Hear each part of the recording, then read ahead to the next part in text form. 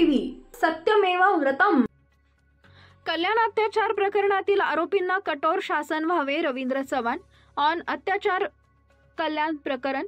कल्याणमध्ये झालेली घटना ही दुर्दैवी आहे।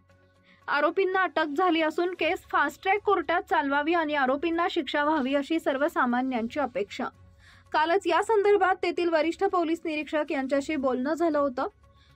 अशा वृत्तीला शासन होणं गरजेचं आहे। या आरोपींना फाशीची शिक्षा झालीच पाहिजे। यावेळेला अपेक्षा होती की तुमचा एकतर वरचा पोस्टला तर की तेच मंत्रिपद राहते, पण आता चर्चा आहे की तुमच्याकडे प्रदेशाध्यक्षपदी जबाबदारी दिली जाणार आहे संघटनात्मक बांधणीसाठी। तुमच्यापर्यंतचे अपडेट्स कसे आले? खरं तर मी आज रत्नागिरीमध्ये 200 वर्ष ज्या वाचनालयाचा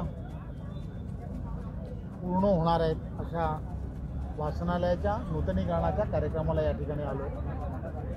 आज सदैव अटलजींच्या जयंतीचा शताब्दी वर्ष आहे आणि या वाचनालयामध्ये असणाऱ्या सभागृहाला त्यांचं नामकरण होणार आहे। त्यामुळे या कार्यक्रमाच्या निमित्ताने या ठिकाणी आलो आहे।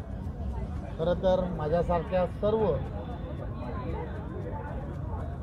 कार्यकर्त्यांमध्ये एक चांगला उत्साह आहे। रत्नागिरीमध्ये असणारं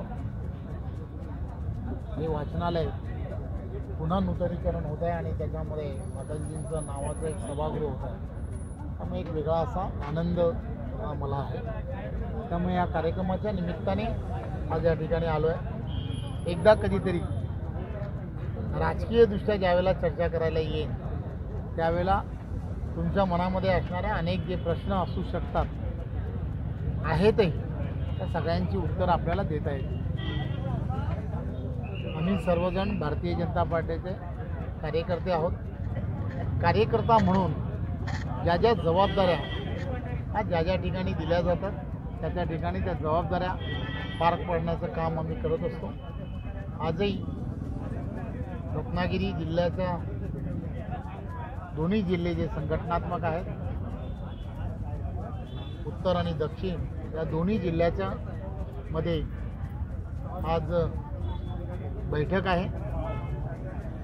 संपूर्ण देशभरामध्ये प्राथमिक सदस्य भारतीय जनता पार्टीचे करण्याचा आदरणीय प्रदेशाध्यक्ष बावनकुळेजींनी एक उद्दिष्ट दिलेलं आहे। प्रत्येक मतदारसंघामध्ये कमीत कमी 50,000 सदस्य हे व्हायला हवेत आणि ते उद्दिष्ट घेऊन संपूर्ण कोकण ह्या परिसरामध्ये माझा प्रवास हा गेल्या काही दिवस सुरू आहे।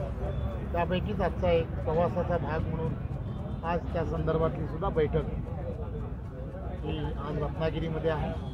त्यामुळे संघटनात्मक दृष्ट्या भारतीय जनता पार्टी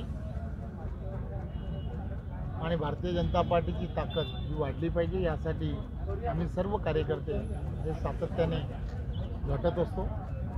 त्यामुळे आम्हाला खात्री आहे की येणारा काळ भारतीय जनता पार्टी ही जगभरामधली असणारी सर्वात जास्त सदस्य प्राथमिक असणारी अशी पार्टी आहे।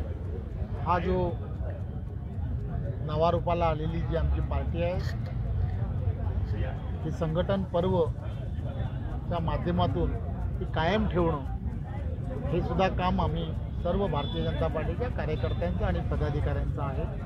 त्यामुळे तसाच एक भाग म्हणून आम्ही सर्वजण या ठिकाणी आहोत आणि आम्हाला खात्री आहे की लवकरच ते उद्दिष्ट जे आहे ते उद्दिष्ट भारतीय जनता पार्टीचे सर्व कार्यकर्ते आणि पदाधिकारी पूर्ण करतील। 5 जानेवारीला सर्व प्रमुख कार्यकर्ते पदाधिकारी यांनी एक दिवस हा पार्टीसाठी द्यायचं ठरवलेलं आहे। त्यामुळे प्रत्येक जण प्रत्येक बूथवरती जास्तीत जास्त प्राथमिक सदस्य कसे होतील यासाठी ही काम करणार आहे आणि त्याचीच एक रचना ही येणाऱ्या काळात व्हावी हा उद्दिष्ट ठेवून आजची ही बैठक आहे। आपल्याला सर्वांना याची कल्पना आहे की काल झालेली ही जी घटना आहे ती अत्यंत निंदनीय अशी घटना आहे. खरं तर अशा या विकृती ज्या आहेत त्या ठेचून काढणं हे अत्यंत गरजेचं आहे. पोलीस यंत्रणेने मी कालच या संदर्भातली माझी रात्रीच या संदर्भात तिथले असणारे वरिष्ठ पोलीस निरीक्षक आणि तिथले असणाऱ्या DCPची माझी त्याचं बोलणं झालं होतं. ऑलरेडी त्यामधले असणारा जो आरोपी आहेत त्या आरोपींना अटक करण्यामध्ये त्यांना यश आलेलं आहे आणि आम्ही मुख्यमंत्र्यांनी याही अगोदर या सर्व गोष्टींचा खुलासा केलेलाच आहे की अशा ज्या वृत्ती आहेत त्या सगळ्यांना शासन होणं हे अत्यंत गरजेचं आहे.